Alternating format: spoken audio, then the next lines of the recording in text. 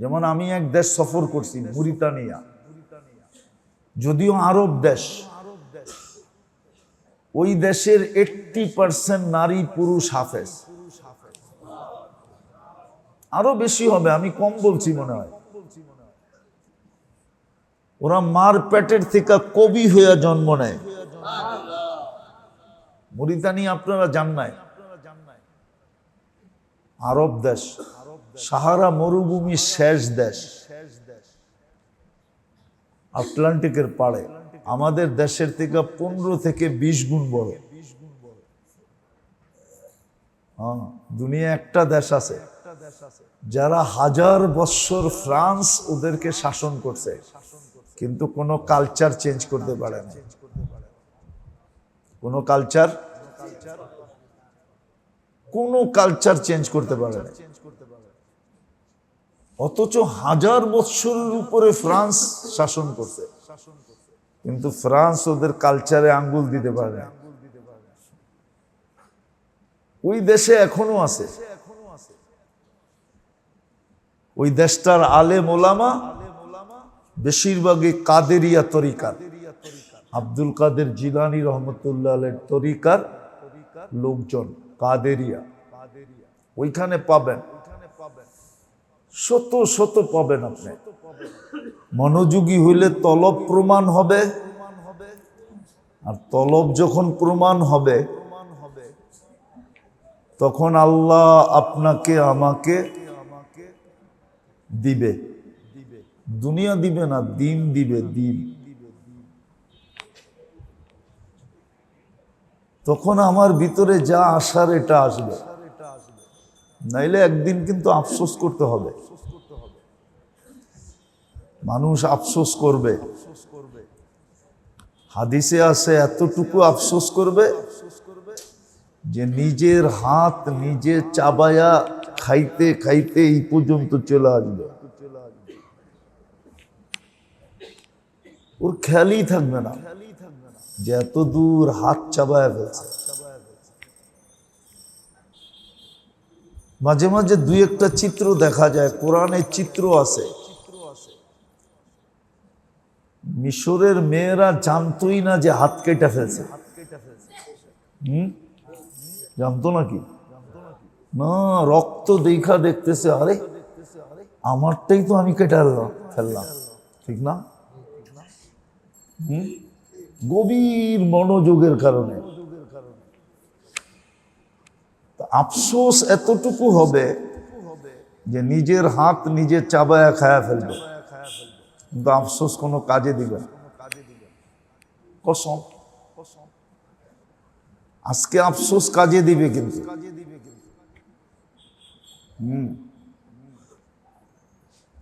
আজকে আফসোস কাজে দিবে, কালকে কিন্তু আফসোস কাজে দিবে না।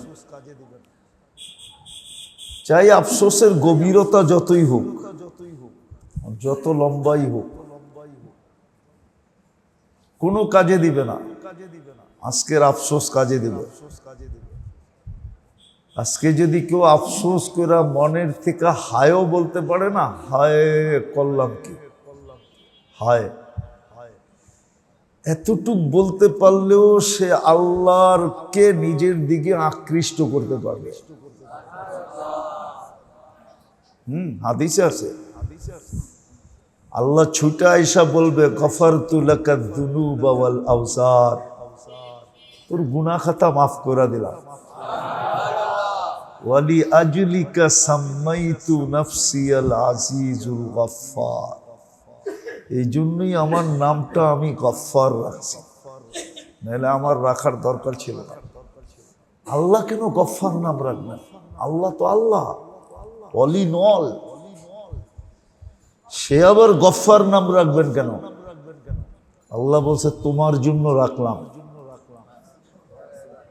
তুমি যে হায় বলবা, আফসোস করবা, তা আফসোসের বিনিময় দেওয়ার জন্য আমার নামটা গফফার রাখলাম, তোমাকে মাফ করে দিলাম। এই জন্য আমরা কিন্তু একদিন আফসোস করব, আমরা কিন্তু কি করব? আফসোস করব। কিন্তু আফসোস কোনো কাজে দিবে না। আমরা একদিন কি করব? আফসোস করব, কিন্তু আফসোস কোনো কাজে দিবে না। হ্যাঁ, আজকে যদি আফসোস করি তাহলে এই আফসোসটা বড় কাজে দিবে।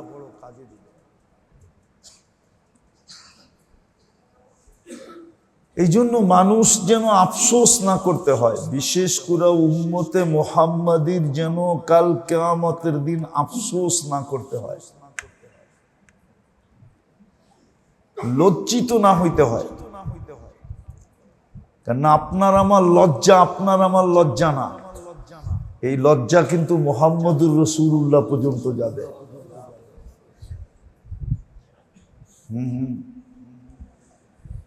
আপনার লজ্জা শুধু আপনার লজ্জা না, আমার লজ্জা শুধু আমার লজ্জা না, এই লজ্জা কিন্তু মুহাম্মদুর রাসূলুল্লাহ পর্যন্ত পৌঁছবে। এই জন্য কালকে যেন লজ্জিত না হইতে হয়, আফসোস না করতে হয়। এই জন্য আল্লাহ এই উম্মতের জন্য সুযোগ করে দিয়েছেন, এটা আল্লাহর ইহসান। আল্লাহ নিজের ইচ্ছায় আমাদের জন্য সুযোগ করে দিয়েছেন, নিজের ইচ্ছায়। আল্লাহ সুযোগ করে দেওয়ার দরকার ছিল না, কিন্তু এই উম্মতের সাথে আল্লাহর মোহাব্বত কি করবে? ভালোবাসা, প্রেম, প্রীতি, স্নেহ, মায়া, মমতা, এইটাও বলতে পারেন এই উম্মতের সাথে আল্লাহর ইশক। কি ইশক? এই জন্য আল্লাহ সুযোগ করে দিছেন, নাইলে সুযোগ করতেন না। এই উম্মতের জন্য আল্লাহ সুযোগ করে দিছেন। কখনো একাই কি দিছেন, কখনো বান্ডেল হিসাবে দিছেন। বান্ডেল চিনেন? এখন তো চিনার কথা আপনারা, ঠিক না? কেননা মোবাইল চালান বিদায় চিনার তো কথা, ঠিক না? কোম্পানিরা বান্ডেল দেয় না, বান্ডেল না, মনে হয় বোঝে নাই। কি বান্ডেল বোঝেন না? না, হুজুরে বোঝে নাই, মোবাইল তো চালায় না, এর লেগে বোঝে না। বান্ডেল দেয় না? হ্যাঁ, ওইখানে লেখা আছে বান্ডেল। এটার ভিতরে SMS-ও আছে, এটার ভিতরে মিনিটও আছে, এটার ভিতরে কি জানি কয় MB-ও আছে। এই সবগুলারে মিলাইয়া বলে বান্ডেল। আল্লাহ আমাদেরকে সুযোগ মাঝে মাঝে বান্ডেল হিসাবে দিয়েছেন, বান্ডেল হিসাবে এক গাঠি এক কইরা দিয়া দিয়েছেন এই উম্মতের জন্য, এই উম্মতের জন্য। যেমন সামনে রমজান আসতেছে, উদাহরণ দিলে বুঝে আসবে, উদাহরণ দিলে বুঝে আসবে। এক ফরজ আদায় করলে 70 ফরজ, তো এটা কি বান্ডেল না? না বান্ডেল না? হ্যাঁ, এক নফল আদায় করলে এক ফরজ। অথচ সারা জীবন কেন নফল যেদিন থেকে আল্লাহ তৈরি করছেন আর যেদিন নফল শেষ হবে, দরজা বন্ধ হয়ে যাবে, এই সবগুলা এক করলেও তো একটা ফরজের সমান হবে না। অথচ রমজানে এক নফল কত বড় বান্ডেল! এক রাত্র 83 বৎসর।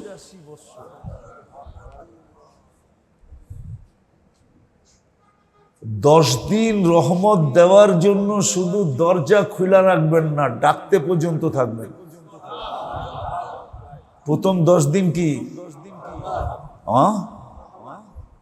শুধু দরজা খোলা রাখবেন না, ডাকবেনও। দ্বিতীয় 10 দিন শুধু দরজা খোলা রাখবেন না, ডাকবেনও। আপনারা হাইওয়ে যান না তো, এই জন্য দেখেন না। হাইওয়েতে যান, হাইওয়ে ঢাকা চিটাগাং, ঢাকা সিলেট, ঢাকা খুলনা যান, দিনের বেলা যান, রাত্রের বেলা যান না।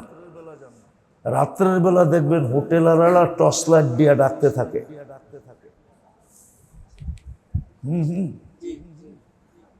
টর্চ লাইট দিয়া এরকম ডাকতে থাকে, ঠিক না?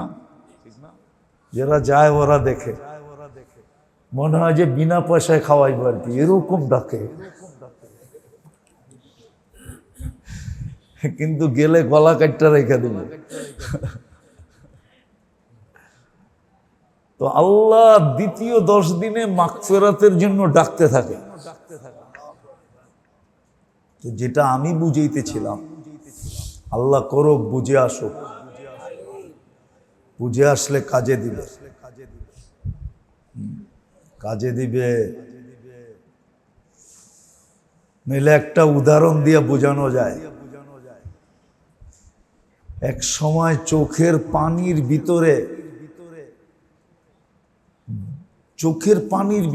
চোখের পানি প্রবাহিত হওয়ার কারণে, যেমন দুনিয়ায় সমস্ত নদীগুলা তৈরি হয়েছে কোত্থেকে জানেন? নদীগুলা তৈরি হয় পাহাড় থেকে। কিসের থেকে? পাহাড় থেকে ঝর্ণা যখন বইতে থাকে, তো আগে চলতে চলতে চলতে চলতে চলতে নদী হয়। সমস্ত নদীর উৎস কিন্তু ঝর্ণা, পাহাড়। তো জাহান্নামীদের কানতে কানতে কানতে কানতে কানতে গালের ভিতর দিয়া এরকম সমুদ্র প্রবাহিত হবে।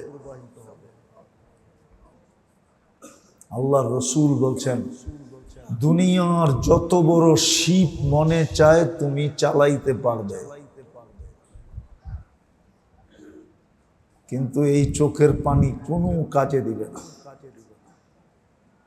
কিন্তু আজকে যদি মাসির মাথা পরিমাণও চোখের পানি, আল্লাহর ভয়ে, দুজগের ভয়ে, আখেরাতের ভয়ে, কবরের ভয়ে, কিয়ামতের মাঠের ভয়ে, হিসাব কিতাবের ভয়ে, যদি মাসির মাথা পরিমাণও নির্জনে বৈশা যদি উদিত করে দিতে পারলো, তো এই চক্ষু জাহান্নামের উপরে হারাম। দুজক নিবা গেল, দুজক নিবা গেল। অথচ সারা দুনিয়ার পানি দিয়ে আপনি দুজকের একটা কয়লা নিবাইতে পারবেন না, কয়লা পারবেন না। কেননা ঈসা আলাইহিস সালাম জিজ্ঞাসা করছিল এক দলকে যে সিজ্জিনের একটা কয়লা কিরম বড়? সিজ্জিন একটা দুজক। জিজ্ঞাসা করছিলেন এটা কত বড়? তো মাটির নিচের থেকে জবাব আসছে, কুল্লু জমরাতিম মিনহা কা আতবাখিদ দুনিয়া কুল্লিহা। এক একটা কয়লা পুরা দুনিয়ার সমান বড়। জিজ্ঞাসা করছিলেন ঈসা আলাইহিস সালাম যে ওমা সিজ্জিন, সিজ্জিন কি জিনিস? তো নিচের থেকে আওয়াজ আসছে, কুল্লু জমরাতিম মিনহা কা আতবাখিদ দুনিয়া কুল্লিহা। ওর একটা কয়লা সারা দুনিয়ার সমান বড়, আপনি নিভাইতে পারবেন না। অথচ আজকে এক ফোঁটা চোখের পানি না, সামান্য একটু পানি আল্লাহর ভয়ে কোনায় বৈশা যদি উদিত করতে পারেন, তাহলে দোজক নিবানো সহজ, নিভা যাবে। আমি যেটা বুঝাইতেছিলাম যে আফসোস একদিন আমরা করব, আফসোস একদিন হবে, আফসোস। যদি আজকে কয়েকটা জিনিসের মূল্যায়ন না হইল, আমি মূল্যায়ন না করলাম, তাহলে কালকে কিন্তু বড় আফসোস করতে হবে। আফসোস কোনো কাজে দিবে না, কিন্তু আজকের আফসোস খুব কাজে দিবে যদি আজকে আফসোস করতে পারে। আজকে যদি কয়েকটা জিনিসকে সঠিক ব্যবহার করতে পারে। এই জন্যই আল্লাহ এই উম্মতকে সুযোগ দিছেন, এই উম্মতকে সুযোগ দিছেন কোন উম্মতকে আল্লাহ এরকম দেন নাই, এই উম্মতকে দিয়েছেন। কারণও বলে দিছে, ভালোবাসার কারণে, মহব্বতের কারণে, প্রেমের কারণে, প্রীতির কারণে, স্নেহর কারণে, মায়ার কারণে, মমতার কারণে এই উম্মতের সাথে আল্লাহর ইশক, এই জন্য এই উম্মতকে আল্লাহ দিয়েছেন। যদি কয়েকটা জিনিসকে মূল্যায়ন করতে পারি তাহলে আমি আফসোসের থেকে বেঁচে যাব, আর নাহলে আফসোস করব কিন্তু কোনো কাজে দেবে না, কোনো কাজে দিবে না। নিজের মাথা নিজে দেওয়ালে মারবে, নিজের হাতে নিজের মাথা ভাঙবে, ফাটাবে, কিন্তু কোনো কাজে দিবে না। আজকে যদি কয়েকটা জিনিসকে মূল্যায়ন করতে পারি তাহলে মেরে দোস্ত ওই আফসোসের থেকে বেঁচে যাব। এই জন্য একটা কথা বলি, আপনাদের দিলে গাথে কিনা জানি না, এই উম্মতকে আল্লাহ সুযোগ দিছেন। এই উম্মত যদি কিছু না করে না আর সারাদিন নিজেকে ইস্তেগফারের অভ্যস্ত বানায়, খালি মাপ চাইতে থাকে, খালি মাপ চাইতে থাকে, তাহলে এই উম্মতের মাপ চাও কিন্তু আল্লাহর কাছে বিরাট বড় দাম রাখে। যদি দাম না রাখতো তাহলে কোরআনে কেন আসতো? ওদের প্রশংসা আল্লাহ কেন করতেন? ওয়াবিল আসহারি হুম ইয়াস্তাগফিরুন। আগে কোন আমলের কথা আছে নাকি আয়াতে? নাই তো, আসেনি? কোন আমলের কথা তো নাই। শেষ রাত্রে উঠা খালি মাপ চায়, শেষ রাত্রে উঠা কি করে? শুধু মাপ চায়। ওদের প্রশংসা আল্লাহ করতেন না, আল্লাহ তো ওদের প্রশংসা করতেছে। ওয়াবিল আসহারি হুম ইয়াস্তাগফিরুন, শেষ রাতে উঠা মাপ চায়।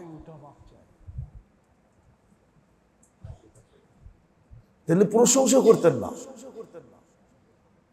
এই জন্য অল্প কয়েকটা জিনিসের যদি আমরা মূল্যায়ন করতে পারি তাহলে আফসোসের থেকে বেঁচে যাব, নাইলে বড় আফসোসের শিকার হতে হবে। হায় আফসোস, হায় আফসোস বলতে বলতে শেষ, কিন্তু কোনো কাজে দিবে না।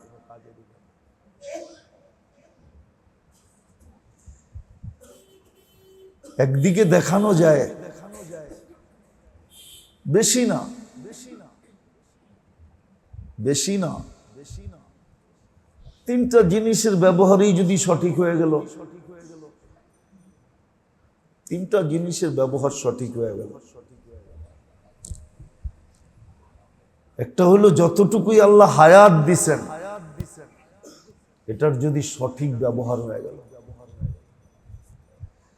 আবার অনেকজনের মনের ভিতরে প্রশ্ন জাগতেছে হয়তো যে আমার হায়াতটা যে সঠিক ব্যবহার করব, হুজুররা আবার এটা বলতে চায় নাকি যে সারাদিন মসজিদে পড়ে থাকতে হবে?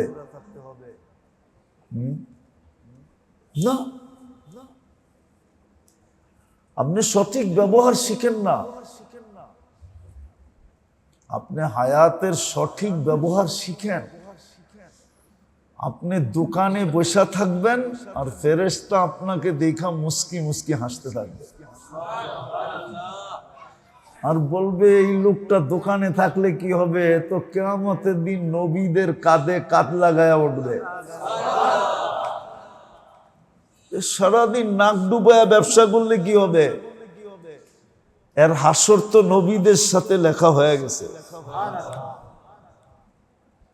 জিগান আপনাকে খতিব সাহেবকে, হাদিসে লেখা নাই ইয়াহশুরু মান নবিয়্যিন তাজিরুস সাদুকুল আমিন। হায়াতের সৎ ব্যবহার যখন শিখবে তখন দেখবেন ও যেখানেই থাকুক না কেন, এমনকি ইবনুল কাইয়ুম জাওজি রহমতুল্লাহ আলাইহি লেখছেন যে ও বাথরুমে থাইকেও সওয়াব কামাইতে থাকবে। বাথরুমে বসো, সৎ ব্যবহার হইতে থাকবে, সোয়াব লেখা হইতে থাকবে। বাথরুমে বসা হায়াতের সৎ ব্যবহার, হায়াতের সৎ ব্যবহার, যে হায়াত কিভাবে সৎ ব্যবহার করবে, যাতে জীবন নিয়ে কোনো আফসোস না করতে হয়, জীবনের উপরে কোনো আঙ্গুল না উঠাইতে হয়। একটা কথা ভাবেন, আপনার কত বড় ব্যবসায়ী, আব্দুর রহমান ইবনে আউফের চেয়ে বড়? কি যার পরিত্যক্ত সম্পদ দিয়া বাংলাদেশের 6 বৎসরের বাজেট হয়, 6 বৎসরের। উনি নগদ টাকা যার রাইখা মারা গেছেন, দুনিয়ার থেকে গেছেন, ওটা বর্তমানে হিসাব করলে বাংলাদেশের 6 বৎসর না, আরো 6 বৎসর যোগ করেন, 12 বৎসরের বাজেট হবে, 12 বৎসরের বাজেট। আমি তো ওই আমলে হিসাব করছি যে আমলে সোনার বড়ি আসিল মাত্র 6,000 টাকা, আর এখন সোনার বড়ি হইল 2,16,000 টাকা। আমি তো ওই সময় হিসাব করছি যে সময় 6,000 টাকা বড়ি, তখনই ওনার পরিত্যক্ত সম্পদের টাকার মান হইতেছিল 47 লক্ষ কোটি টাকা। কত? 47 লক্ষ কোটি টাকা, বাঙ্গারিগুলা বাদ দিয়া। এটার লোকে বাঙ্গারিও আছে। আমি তো ওই জমানায় হিসাব করছি যে জমানায় 6,000 টাকা সোনার বড়ি, এখন সোনার বড়ি হইল 2,16,000 টাকা। আপনার দেশের 100 বৎসরের বাজেট হবে, 100 বৎসরের। উনি যে টাকা রেখে গেছেন, উনি যে টাকা রেখে গেছেন, আপনি আর আমি কত বড় ব্যবসায়ী। কিন্তু হ্যাঁ, উনি হায়াতের জিন্দেগি, জীবনের পরিচালনা শিখছিলেন, জীবনটাকে, হায়াতটাকে সঠিকভাবে পরিচালনা করছিলেন। এই জন্য উনি টপ 10-এরও একজন, আশারায়ে মুবাশশারারও একজন। টপ 10-এর 10 জনের একজন হইলেন আব্দুর রহমান ইবনে আউফ রাদিয়াল্লাহু তাআলা। উনি হায়াতে জিন্দেগির ব্যবহার শিখছেন। দ্বিতীয়, উনি দেহের ব্যবহার শিখছেন। দেহের, আমরা দেহের ব্যবহার শিখি না, আমরা দেহের ব্যবহার শিখি না।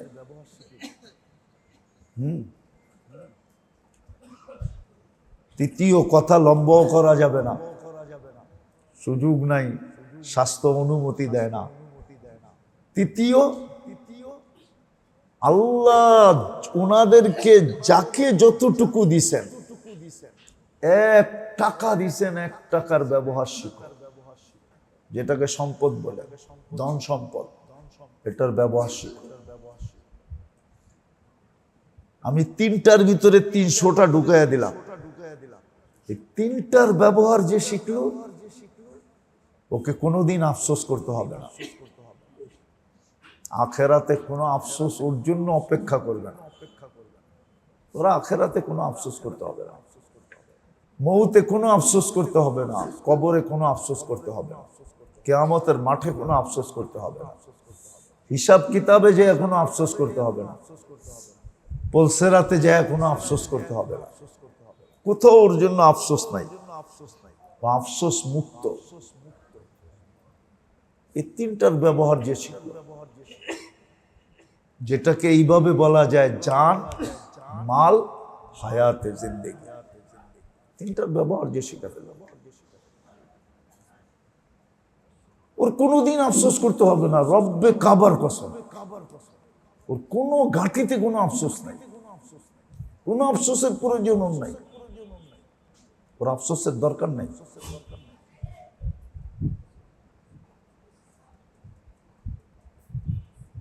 কিন্তু তিনটার ব্যবহার শিখতে হবে।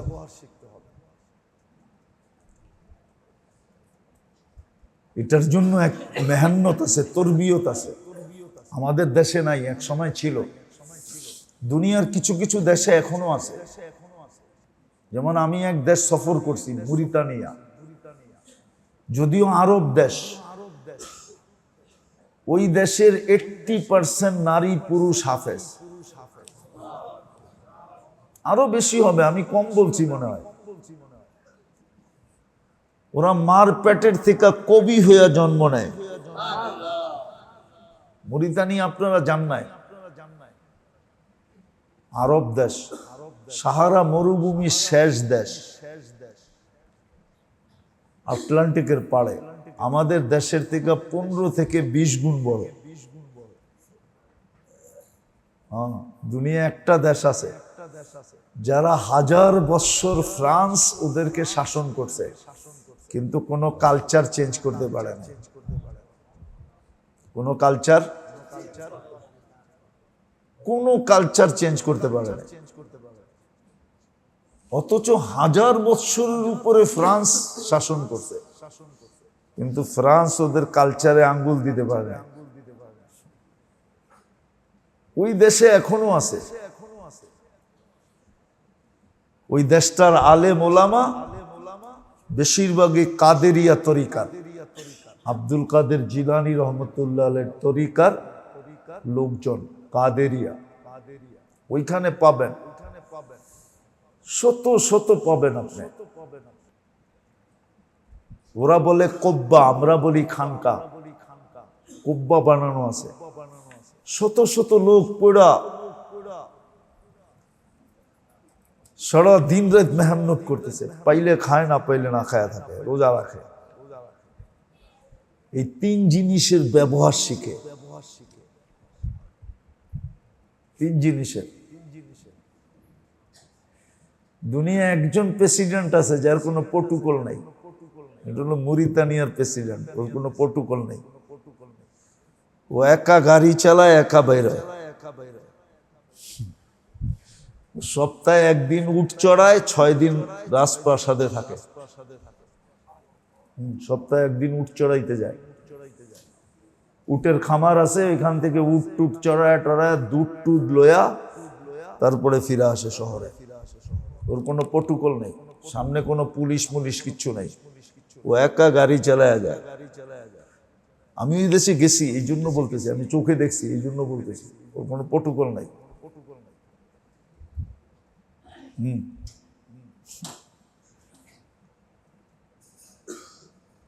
তো ওই দেশে আছে, আমাদের দেশে নাই। এই 3টার সহি ব্যবহার শিখার জন্য সবচেয়ে বড় যেটা ছিল, এটাকে সেট করতে হয়, সেট। তখন দেখবেন জীবন সহি ব্যবহার হইতেছে।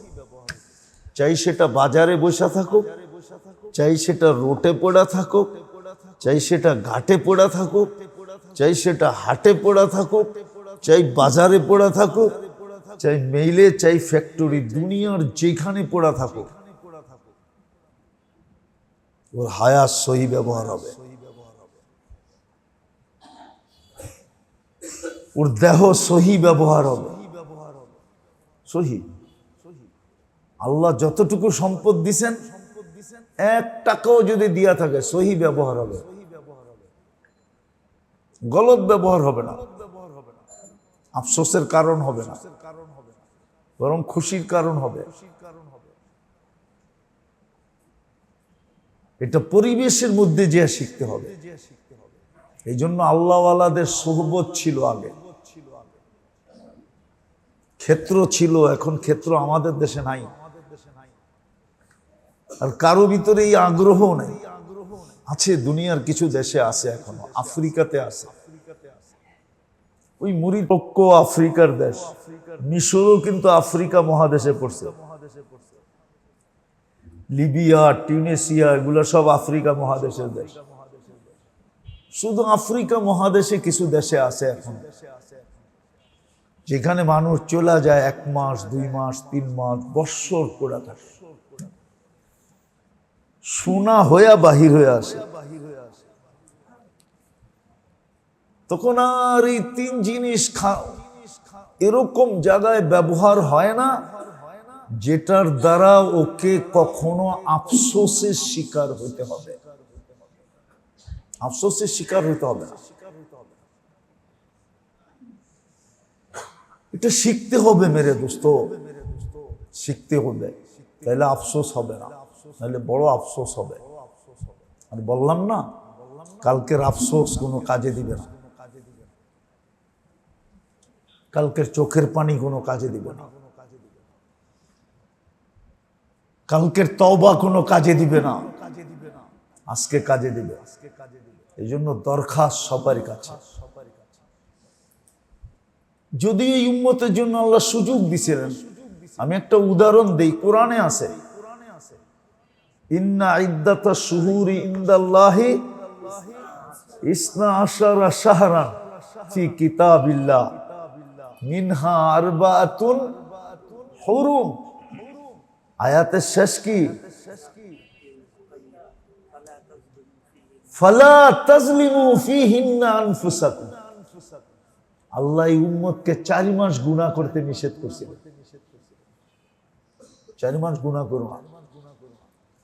4 মাস যদি গুনাহ না করলা তো 8 মাসের গুনার দিকে আমরা তাকাবো না। আয়াত এটাই বুঝায়, সিয়াক এটাই বুঝায়। ফালা তাজলিমু ফীহিন্না আনফুসাকুম। আল্লাহ এটা কেন বলবে? উম্মতে মুহাম্মাদি 4 মাস গুনাহ করো না, সেটার ভিতরে একটা হলো রজব, শেষ হয়ে গেল। আজকে 18 তারিখ গেল, কালকা 19 তারিখ, পরশু আজকে 18 গেল, আজকে 18 তারিখ গেল, কালকা কি? পরশু দিন 20 তারিখ দিন গিয়া রাত্রে শাবানের চাঁদ উঠবে ইনশাআল্লাহ। 21 তারিখ শাবানের প্রথম দিন হবে। চলে গেছে রজব, রজব চলে গেছে। জাহেলিয়াতের লোকগুলা পর্যন্ত বসতো এটা। ওলামাদেরকে জিজ্ঞেস করেন, বুখারী শরীফে আছে, সব হাদিসের কিতাবে আছে, রজবের চাঁদ উঠতে দেরি। জাহেলিয়াতের যুগেও সবাই নিজের অস্ত্রকে নিয়মবদ্ধ করতে দেরি করতেন না, অস্ত্র রেখে দিতেন, অস্ত্র জমা, ঝগড়া বিবাদ বন্ধ, নাচ গান বন্ধ, শরাব সুরাব বন্ধ। ওই জাহিলিয়াতের লোকগুলো বসতেন যে রজব শুরু, এটা হারাম মাসের প্রথম মাস, এই মাসে গুনাহ করা যাবে না। বাহরাইনওয়ালারা আল্লাহর রসুলের কাছে আইসা বলছিলেন, ইয়া রাসূলুল্লাহ, আমরা আপনার কাছে সব সময় আসতে পারি না, কেননা বাইনানা ওয়া বাইনাকা কাবিলাতু মুযার, আপনারা আমাদের মাঝে দাম্মামে একটা গোত্র আছে মুযার, এদের সাথে আমাদের ঝগড়া, শুধু এই 4 মাস আমরা আসতে পারি, বাকি 8 মাস আমরা আসতে পারি না। আমাগরে পাইলেই কচু কাটা করব। বিদা আমাগরে এরকম কিছু শিখায় দেন, সারা জীবনও যদি আপনার কাছে না আসি, তাহলে আমাদের জান্নাতে যাওয়ার জন্য যেন কোনো বাধা না হয়। হাদিসে আছে। জাহিলিয়াতের লোকগুলো পর্যন্ত জানতো যে রজব মাস শুরু হইলে আর গুনাহ করা যাবে না, কিন্তু এই জমানার শিক্ষিত মানুষগুলা কি করে? গুনাহ করে না ছাড়ে? আর ও তো ডুল পিটায় করে, ঠিক না? গুনাহ তো করে, ডুল পিটায় করে গুনাহ। বিশ্বাস হয় না আপনার কাছে? নিত্য প্রয়োজনীয় জিনিসের যে দুর্বমূল্য রমজানের আগে হয়। হায় হায় হায়, আল্লাহ আল্লাহ বইলা সহ্য করে, নাইলে প্রত্যেক বাজার আগুন দিয়া যায়, আগুন লেগে জ্বলা যাওয়া উচিত ছিল। প্রত্যেক বাজার তুলিশাত হয়ে যাওয়া উচিত ছিল।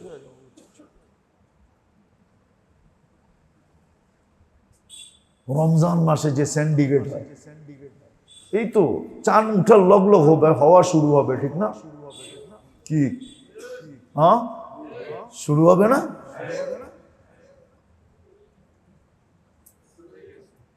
শুরু হয়েই গেছে। হ্যাঁ,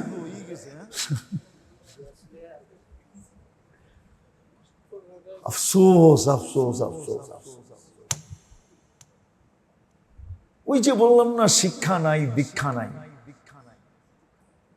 হ্যাঁ, আমি অনেকবার শুনেছি আমার মসজিদে, আপনাকে এখানে শুনাই নাই, সুযোগ হয় নাই, এই জন্য শুনাই নাই। আমি চাঁদে গেছি 6 বার। কয়বার? আবার আকাশের চাঁদ মনে করেন না। আফ্রিকা একটা দেশ আছে চাঁদ, আমি ওখানে 6 বার গেছি। আমি ওইখানে ব্যবসায়ীদেরকে জিজ্ঞেস করছি, রমজানে আমরা ব্যবসা করি না। রমজান তো আখেরাতের ব্যবসার জন্য, দুনিয়ার ব্যবসার জন্য তো রমজান না। আমি জিজ্ঞেস করছি, নিত্য প্রয়োজনীয় জিনিস কয়টা বেচা বিক্রি হয় আমাদের এখানে, কিন্তু 1 টাকা লাভ কেউ নেয় না। কি? কেউ নেয় না, কেউ নেয় না। যেই দামে কিনা ওই দামে বিক্রি। আমি বললাম, যেই দামে কিনা এই দামে বিক্রি, তোরে মুফতির সার্টিফিকেট দিছে কে? আমারে কি বলতেছে, মুফতির সার্টিফিকেট তোকে কে দিছে? আমি কেন? তুই কি হাদিসে পড়স না মুআসাতের কথা, সহানুভূতি? যে সহানুভূতি করবে তাকে আল্লাহ জান্নাত লেখা দিবে, জান্নাত। এই জন্য 1 টাকা লাভ নেয় না।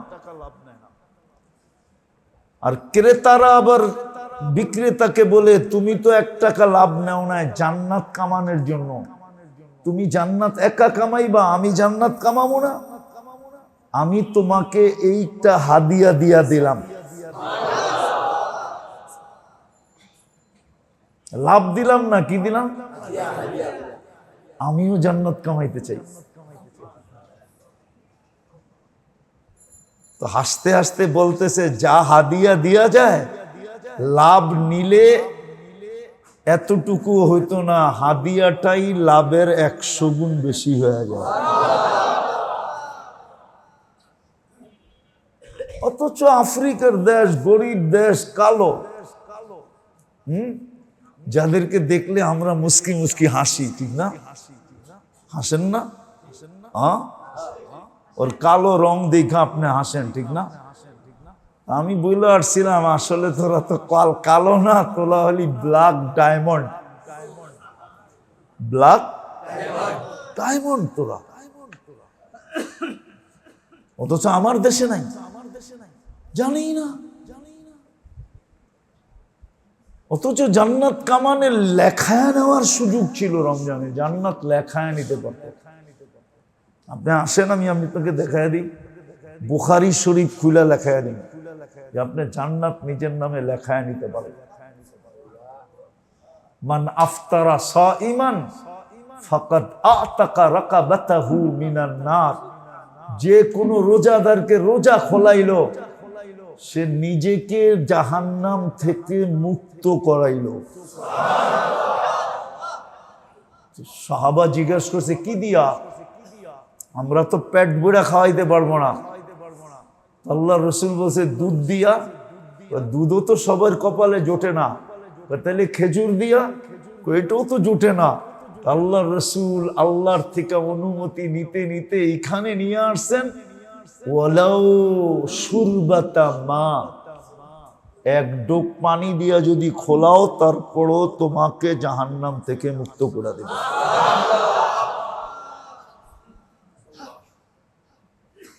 একটু ভাবেন না, ভাবতেও তো চান না। তো যেটা আমি বুঝাইতেছিলাম যে আফসোসের থেকে যদি বাঁচতে হয়, কালকে আফসোস, তাহলে তিনটা জিনিসের ব্যবহার শিখতে হবে। একটাই দেহের ব্যবহার, আর একটা হায়াতের ব্যবহার, আর একটা আল্লাহ আমাদেরকে যতটুক সম্পদ দিয়েছেন এটার ব্যবহার শিখতে হবে। শিখার জন্য সবচেয়ে উত্তম ক্ষেত্র হলো হক্কানি আল্লাহওয়ালা আর হক্কানি উলামা, এদের সোহবতের মাধ্যমে শিখা,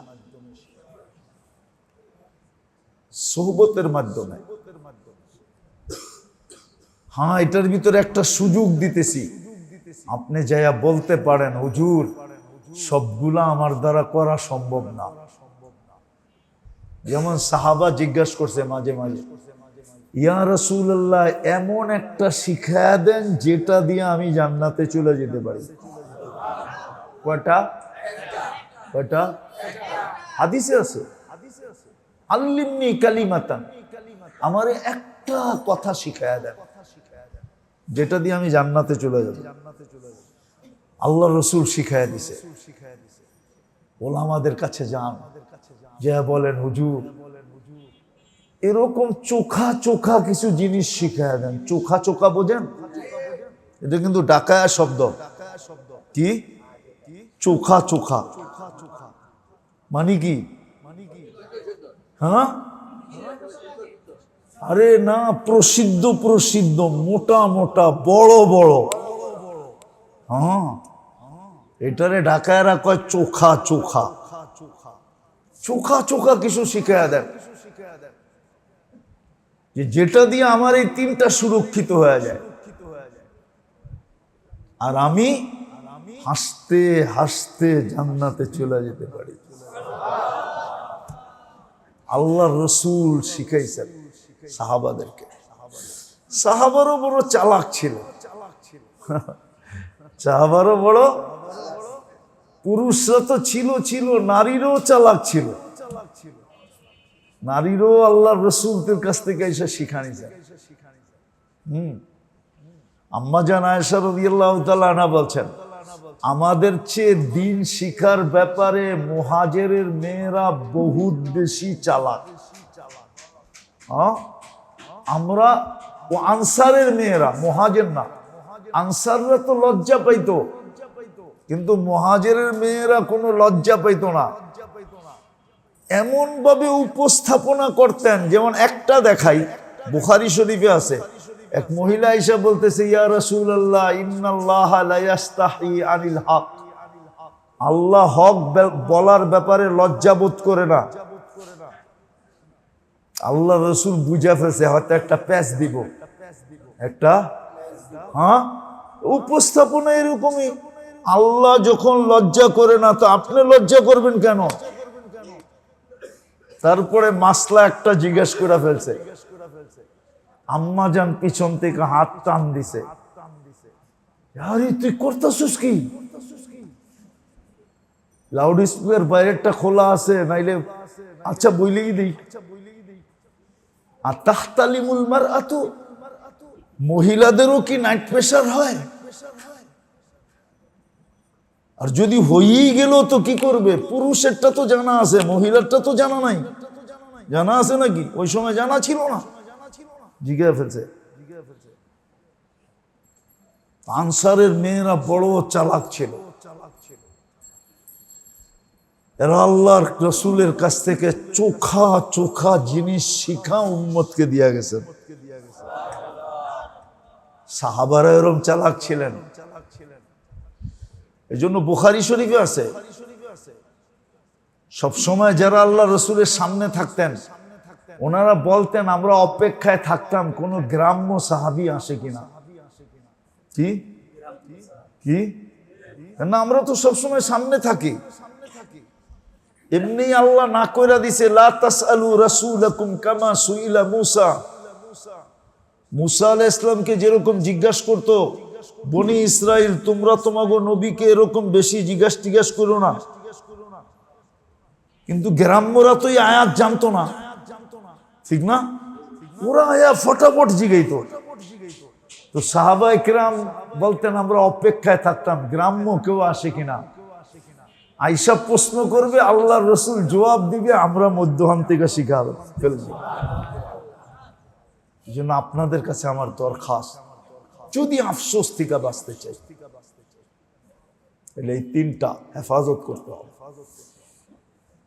হেফাজতের পদ্ধতি হক্কানি আলেম ওলামা আল্লাহওয়ালাদের সোহবত থেকে শিখে, নাহলে বড় আফসোস করতে হবে। একটা উঠাই আল্লাহ দেখাবে। আমি একটা হাদিসের থেকে উদাহরণ দিতেছি। কিয়ামতের মাঠে একজনের সামনে আল্লাহ জান্নাত নিয়ে আসবে। ও জান্নাত দেখা খুশিতে বাগবাগ হয়ে যাবে। তা আল্লাহ বলবে, এটা ছিল তোর, কিন্তু যদি তুই আমাকে খাওয়াইতি, তুই আমাকে খাওয়াস নাই, আমি তোর কাছে খাওয়া চাইছিলাম, তুই খাওয়াস নাই, যার কারণে তোর নামের থেকে কাইটা তোকে এটা দিলাম না। বাম দিকে তাকায় দেখ, ওই দুযোগ দিলাম তোকে। এটা কিন্তু ছিল তোর জন্যই, কিন্তু তুই আমাকে খাওয়াস নাই, আমি খাইতে চাইছি। তো বন্দা বলবে, আল্লাহ আপনি খাইতে চাইছেন আর আমি খাওয়াই নাই, এটা হয় কি করে? আল্লাহ বলে, তুই বিশ্বাস করিস না? তো আল্লাহ চিত্র তুলে ধরবে। চিত্রের ভিতরে সে ভিডিও দেখতে থাকবে যে এক ফকির আসা তার কাছে আল্লাহর নামে চাইছিল, আল্লাহর নামে এক মুঠ খাওয়া, এক মুঠ বাদ দে, এক লুকমা খাওয়ার দে। আল্লাহ বলে, তখন যদি তুই খাওয়ায় দিতি তো আমাকেই খাওয়ানো হতো, তুই খাওয়াস নাই, উল্টা গাড় ধাক্কা দিয়ে বাড়ি করে দিস। বিদায় ওইটার বদলায় তোকে এটা দিলাম। উদাহরণ, পাক্কা ঠাক্কা উদাহরণ, হাদিসের উদাহরণ। এরকম একজনকে বলবে, আমি তোর কাছে কাপড় চাইছিলাম, তুই আমাকে কাপড় পরাস নাই। এই জন্য মেরে দোস্ত, ওলামাদের থেকে শিখেন যদি আফসোস থেকে বাঁচতে চাই। আল্লাহর রসুল বড় সুন্দরভাবে আমাদেরকে বুঝাইতে চেয়েছিলেন, ইত্তাকিন নার ওয়ালাউ বিশাক্কি তামরা। আল্লাহর রসুল বলছে, আজকে আমি তোর জন্য সুযোগ নিয়ে আসছি, এই দুনিয়ায় থাকাকালীন অবস্থা তুই খেজুরের একটা টুকরা দিয়েও জাহান্নাম থেকে বাঁচতে পারিস। কিন্তু আপনারা উলামার থেকে শিখতে হবে, খেজুরের টুকরাটা কোন জায়গায় দিলে, কাকে দিলে, কখন দিলে, শিখতে হবে। এই জন্য সবার কাছে দরখাস্ত, সবার কাছে দরখাস্ত, কথা শেষ, সবার কাছে দরখাস্ত, শিখেন, এখনো সুযোগ আছে। শিখবেন তো না? শিখবেন না? ওলামা এখনো আপনাদের হাতের কাছে আছে। বাংলাদেশের ওলামা যেরকম সহজলভ্য, দুনিয়ায় কোথাও ওলামা এরকম সহজলভ্য না। আমি তো আমার জীবনের কাহিনী আপনাকে শুনাইছি মনে হয়, যে 700 কিলোমিটার দূর থেকে আসছে একটা মাসলা জিজ্ঞাসা করতে। 2008-এ আমি ফ্রাঙ্কফুর্টে বসা ছিলাম, 700 কিলোমিটার দূর থেকে আসছে। মাসলাটা কি জানেন? ও নব মুসলিম, ওর মা বাবা মুসলমান হয় নাই। ও আমার কাছে মাসলা জিজ্ঞাসা করতে আসছে, হুজুর, মুফতি সাহেব, আমার মা বাবা মুসলমান হয় না, আমি নব মুসলিম, আমার মা বাবার সাথে আমি কেমন ব্যবহার করব? অথচ এই মজলিসে একজন বলুক যে আমি আমার মা বাবার ব্যবহার কিভাবে করব, এটা কোনো আলেমকে জিজ্ঞাসা করছি আজ পর্যন্ত? অথচ নব মুসলিম। দিয়া দেন নব মুসলিম, কথা কিন্তু শেষ। নব মুসলিম, মুসলমান নব মুসলিম, তার কতটুকু চিন্তা যে আমার মা বাবা কাফের, কিন্তু আমার ইসলাম তাদের সাথে কি ব্যবহার শিখায়।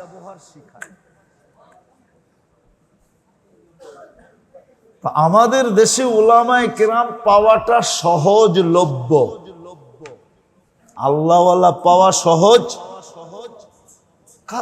পায়ের কাছে পাওয়া যায়, কিন্তু আফসোস আমরা শিখি না।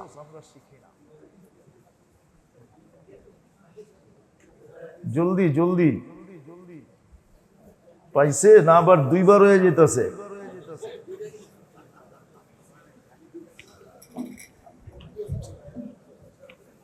আল্লাহ জাযায়ে খায়ের দেখ, যে এই ব্যবস্থা করছে আজকে।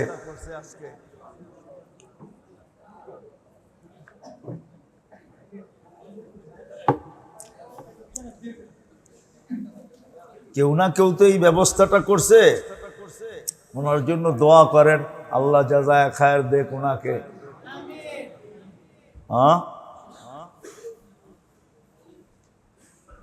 মাইসে তো বড় বড় করে ইসলাহি প্রোগ্রামের দিন, আমরা তো সামান্য করলাম আর কি। অনেক জায়গায় তো বড় বড় কয়েকটা গরু জব দেয়, আর হয়ও লম্বা সময় পর্যন্ত হয়।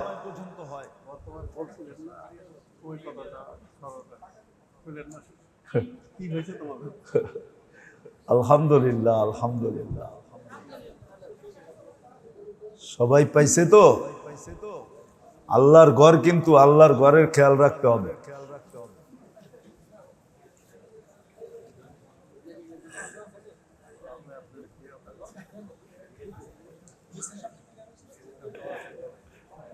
আমারে তো মানুষ কয় আমি নাকি কবরতে উঠাইছি।